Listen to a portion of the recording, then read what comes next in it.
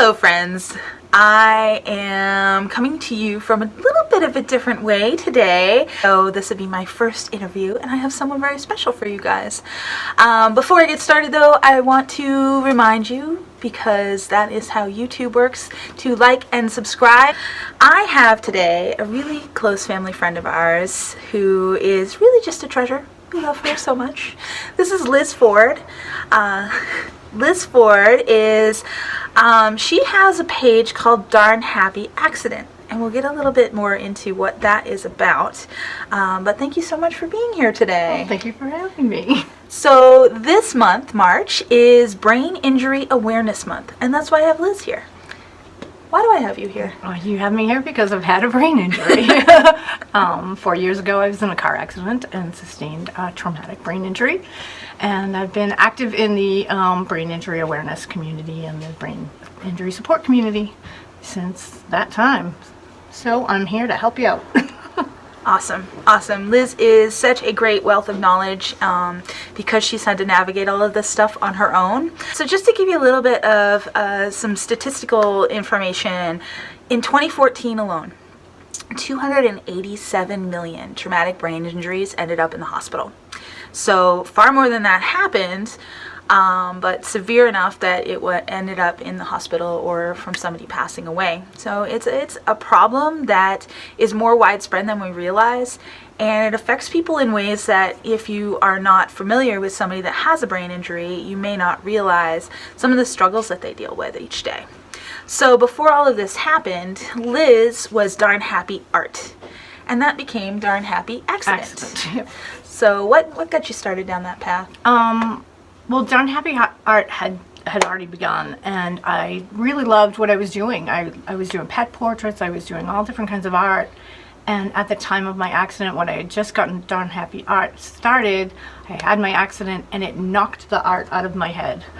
I didn't know how to even begin a painting or a drawing. Everything that I worked so hard to build was no longer there. So I had to rehab me first, and then I had to, as I got better and better, figure out what I wanted to do with my skills and work on my skills again. And it kind of trickled into this little Darn Happy Accident in the pages I do. Yeah. You know, and so traumatic brain injuries can happen in a lot of different ways. With an accident like what Liz went through, or if someone has something like a stroke, which happened in my family as well. And there's a lot of similarities between some of the things that people will experience when they have a traumatic brain injury or a stroke. So one of the things I've noticed in a friend of mine and my own family is that it changes the way you perceive the world in quite a fundamental way. So somebody like Liz, I have another friend that is the same way, very artistic, and I think it depends on what part of your brain is damaged, on how that comes back and what that might evolve into. And I think a big part of it is evolution. Yeah. Is that, you know, and I think that for some people it may be hard because they try to hold on tight to what was. Oh, it's and it stops them from evolving into what could be. It is a huge struggle. It's a huge struggle to they call it ambiguous loss, because you've lost yourself in the process. So it's a huge struggle. We say in the community, every brain injury is like a snowflake, because every single one is different. And it's like if you drop your computer and you try to boot it up, you don't know what it affected. And same thing with your brain. Mine was speech, mine was balance, vision. It was all in an instant. Yeah. My memory, my art skills. So. And it really comes down to that location of where the actual damage is. But what are some of the things that are pretty universal in your experience with other people in your community?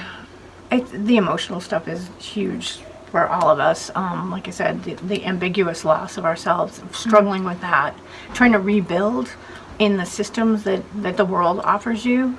For me, I have post-concussion, and one of the things is they have you go to therapy all the time, but my brain needs to rest. So there was no recovery time. So that happens a lot. There's like cognitive slowdown with brain injuries. And there's a lot of challenges that go along with that, especially if you're like a type A person, or if you're a family person, or if you're someone that's everyone's like looking to you to get things done. And if you don't have that there, ooh, it's really a challenge. It's hard. It's tough. Yeah. Yeah. So the brain injury community is something you've gotten really involved in. What does that mean for you? The brain injury community for me is a place where I can get resources. I can get support, because I joke, because one of the people in my group, one of my support groups, I call him my concussion husband, because he knows what I'm feeling. It's nothing to do with anything other than like we can bond on this moment. And you know, my family is so grateful for him, because I can bounce things off of him that I can't bounce off of them. They don't understand. So Right.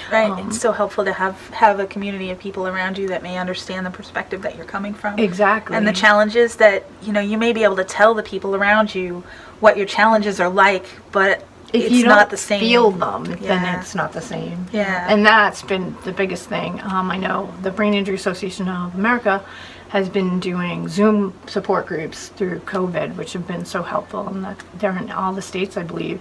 And you can look them up online and see if you can find a Zoom meeting. And that was the Brain Injury Association of America. Yeah. So look them up if you're curious, you want to find more And information it's out. BIA.org, I think it's under.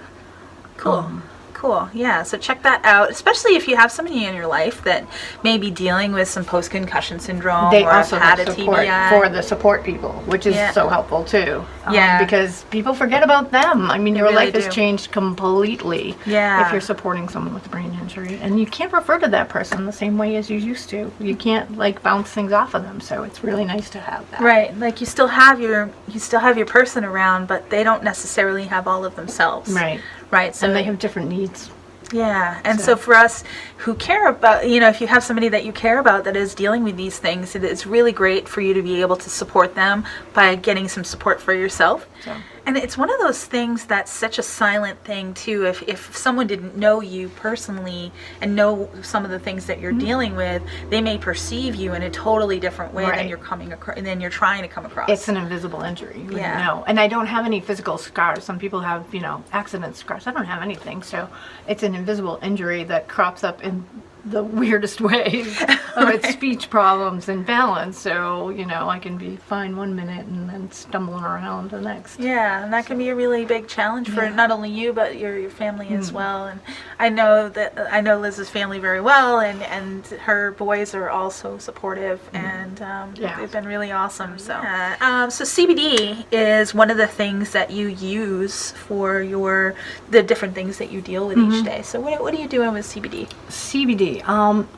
The menthol salve is my favorite thing. I use it right after the shower. I've had a lot of like whiplash things and stuff, and it soothes something. It settles something down for me, and it relaxes me. And it's really why I have my hair so short, is I put it on my temples, because it really I love the feeling of it after a shower. It really like relaxes my muscles or something. It feels really good. And I use the tincture on occasion when I feel a little anxious. Yeah. And it seems to help my symptoms settle down. Yeah. So that's been hugely helpful to have another toolbox, you know, a tool in my toolbox, to have things I can refer to. Even the scent of the CBD, of the menthol, I use it when I do meditation. I kind of just like breathe it in. So I'll put a little dot right here, and I'll just like focus on my breathing, because that menthol, you can like feel it going in and out. So it's like I try to use everything I can in different ways to get the most I can out of it. Right. So and if you have a lot of different things in the toolkit that you Yeah. use. What are some of the other things that you like to use? Oh, for me, as far as CBD or as far as everything? Actually, everything. I have actually a list on my pages of all the things I use, because my symptoms vary. So there's visual symptoms, so I have like glasses, sunglasses, or prism glasses some people have, just to help focus the light.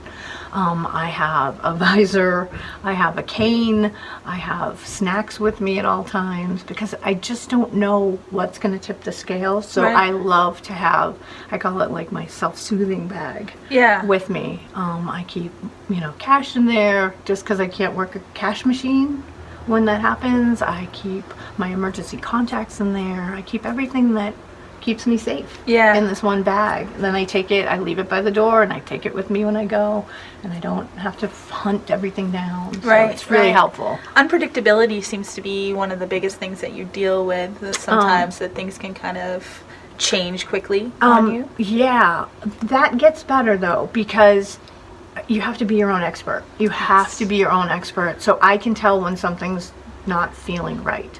I have those just in case, like, something goes awry, but as I've gotten better at this, that unpredictability has settled down. That's It's awesome. more of a security blanket for me now. Right. Which is so helpful, because I can just kind of have it with me and not think about that stuff and really pay attention to my body. You have to be your own expert.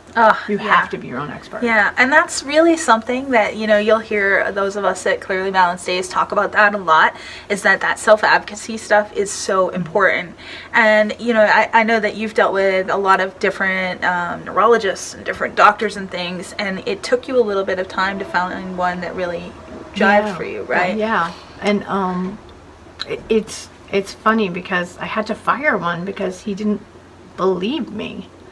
And then that's the moments that it crushes you. It totally crushes you. And Right. so when I Somebody you should be able to trust. well, and it's just an opinion. Right. It's just an opinion. He has Right. a different opinion of what I'm going through. So advocating for myself was huge, and finding the right people and reaching out and looking at Facebook groups that are on brain injury, and you can find questions that are posed that you're having that other Right. people have answered for you. I'm always for the shortcut, because it's a long road. Yeah, And you yeah. need the shortcuts, and those are the best ways to find them. Yeah, and So- sometimes it just feels good to see, like, oh, wow, I'm not the only one that Yeah. has this really weird thing Yeah, happening. exactly. Yeah, Exactly. yeah. So that's been huge too. That has been huge. Yeah, and so I feel like your page has really become, Darn Happy Accident has really become one of those tools for other people. One of the things that Liz does with Darn Happy Accident is she creates these pages that help you to spend some time thinking about what's going on inside of you. And she actually created one for us. So this here, it's probably backwards on your screen, but this is a daily dose of wellness. And what this is just a daily check-in, and just checking in with yourself. How are you feeling today? What's the weather like? A day like today, it's rainy and yucky outside. Maybe you're extra headachy on a day like that. Maybe, whatever it is, you can see the patterns that are happening in your life that you may miss, and it gives you a tool to change some of those patterns and to recognize them. So huge in recovery to notice your patterns, and you don't remember really what was going on every day. Right. So that's not necessarily a brain injury thing. It's right. just you just. Yeah. So I create these things so you can see from day to day. Like, I wouldn't have thought the barometric pressure would be a big issue for me, but it is. So I chart the weather, and like on a rainy day, it's harder for me to get going than on a sunny day. Yeah. And not just because of the sunshine. Right, exactly. And those of us who just might be really busy in our lives, especially if we have a lot of other people that depend on us, we may not be stopping and recognizing the things that we could do that would make us more able to do those things every day. More able to feel good in our own bodies, to help those around us to feel good in theirs, and to take better care of the people that depend on us.